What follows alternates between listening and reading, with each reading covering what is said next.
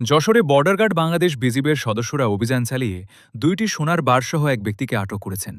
বুধবার সকাল ৬:৩০টার দিকে যশোরে ৪৯ বিজিবি ব্যাটালিয়ন সদর দপ্তরের পাশের ঝুমঝুমপুর নীলগঞ্জ ব্রিজের ওপর থেকে তাকে আটক করা হয়।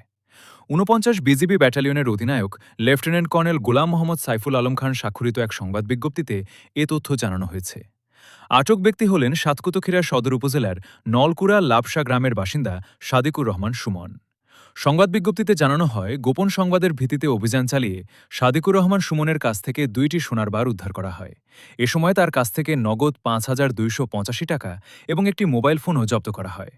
উদ্ধার করা ২টি সোনার বারের আনুমানিক বাজার মূল্য ৪৬,২৮,০৮৫ টাকা বলে জানিয়েছে বিজিবি।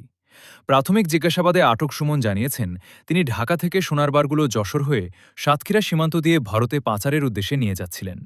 পরে আটক ব্যক্তি এবং জব্দকৃত আলামত পরবর্তী আইনগত ব্যবস্থা গ্রহণের জন্য যশোর কোতোয়ালি থানায় হস্তান্তর করা হয়েছে।